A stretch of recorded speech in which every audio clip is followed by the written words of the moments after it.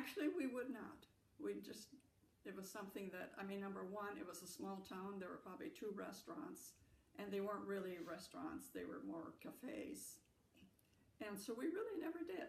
I do remember once the whole family was going to go to the movie, and we were going to have dinner, of course, before we went. And it was my turn to set the table, and we had like 5 plates in my hand, and I don't know why, but for some reason, they all fell on the floor, they all broke, and so we did not get to go to the movie that night.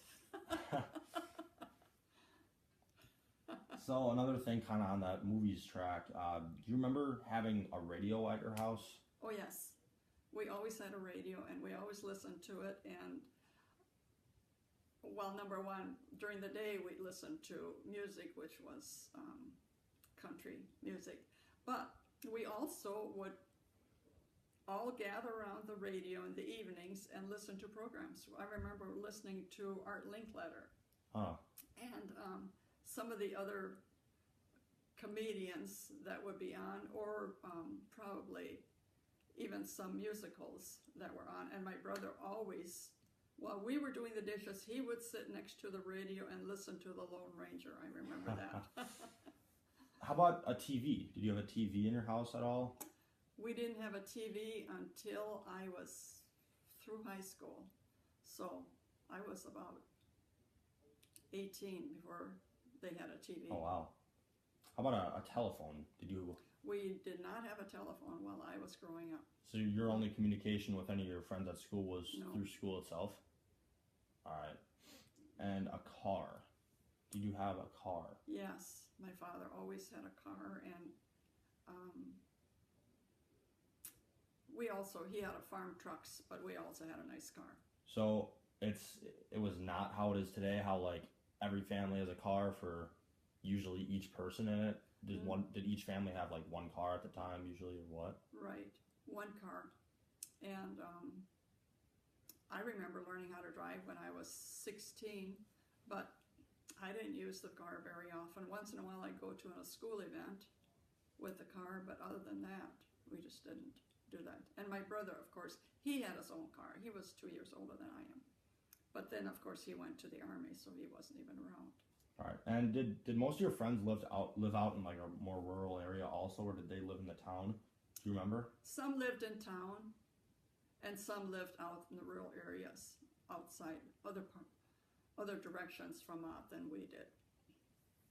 So, speaking of your friends, what were the expectations like at the time in your high school times for women your age to finish high school? Did all women finish high school in that period? I'd say quite a large percentage of them did. Some of the boys did not. Oh, really? Mm-hmm. Especially if they did not like studying. Yeah. I know I have a cousin who did not finish high school. It was a he. And also my brother didn't. Oh. And after high school, what was the kind of like expectation for what female would do after high school? College was not as popular as obviously it is now. People were able to get jobs in those days with just a high school graduation. So that was not as common. So this is another thing we're learning about. It was like, do you think you were treated less or like not as good as men back in like the 50s and even like around that era? Well, men definitely got the better jobs. The girls, anyone who graduated from high school and was going to go on to college, there was teaching, and I studied to go to become a teacher, or nursing. Those were the 2 major, occupations that you might train for. And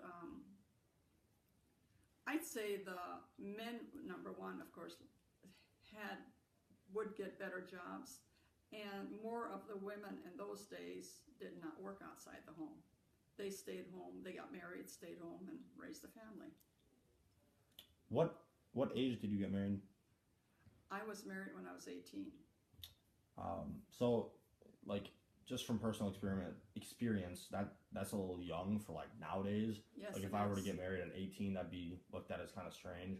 Back then, was that considered young, or was that kind of like the social norm, I guess?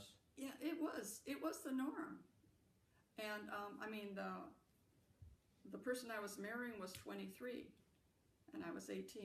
Okay. But some people, of course, if they, I think usually they got married while they were still in college. Oh, really? That was quite common, getting married while you were in college. And how was the structure of the relationship? Was it like the man is the worker and the woman's kind of the homemaker? Yes, that was very common. Unless if, in my case, if you did go on to college and got your degree, then some cases, you would become the nurse or the teacher or whatever else. And, but it was much more common for a woman to marry and then she would stay home and raise the children. Do you remember how much you paid for your first home, and do you remember when that was? Our first home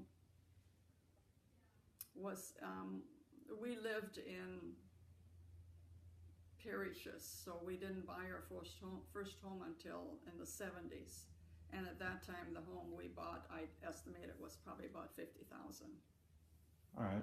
Do you remember like the whole idea of having a very conformed lifestyle? We learned about William Levitt and how he could put up a house in 16 minutes, and many people wanted like the idea of a two-car garage, a white picket fence, just the American dream. Like, do you remember houses being more similar to each other back then? Yes, very much so.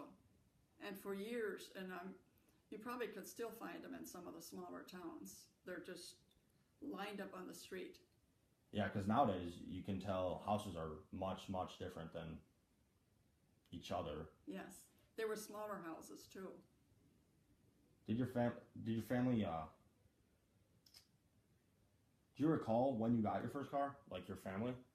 Excuse me, my first what? Your first car, do you recall like when you got it? Well, my father had a car when I was born. Oh, really? Yes. All right. Do you remember how much that car costed, or like when you got your first car or anything? His first car probably cost him $500. All right. This is bringing it a few years later. Do you remember when JFK was assassinated? Oh, very much so. Do you remember where you were? Yes. I was a homemaker, and I had just had a baby girl on October 27th, and this happened a month later. And so I was at home taking care of my baby. What was everybody's reaction? Were they just super shocked and just amazed? Everybody was, yes. Life just wasn't normal. We were just surreal. all so distraught on how could this happen. That was all people talked about. Could you compare that to anything in the current world that has happened, or is that way bigger and way more impactful on the? Well, I would say the biggest thing that I would compare it to would be 9/11. Yeah. I mean, That's understandable. Now, looking back on your life, what was one thing that you miss from your growing up days that us kids may not have, or that you just miss and think that was cool? Well, we didn't have all the iPods and cell phones and iPads and computer games. So I think we as kids spent more time inventing games and playing games as a family than they do now. So people were, in a sense, more, I think, in touch with one another. Yeah. What's one of the greatest inventions that you think has been made in your whole life? This doesn't even have to be in your childhood. This could be throughout your whole life. Oh, I think the computer has just been, it's so incredible. Yeah. How that has changed. And when I retrained to go into a different field in 1982, the computer was just getting popular. and it's unbelievable how different. I went to work for a company, and they had one computer. Oh, wow. Now everybody is sitting in front of a computer. Yeah. Now this is kind of taking the opposite side of that idea. What's one of the worst inventions you think has ever been made in your life? Like something that has either ruined kids or anything like that. Does anything stand out to you as like a bad invention? I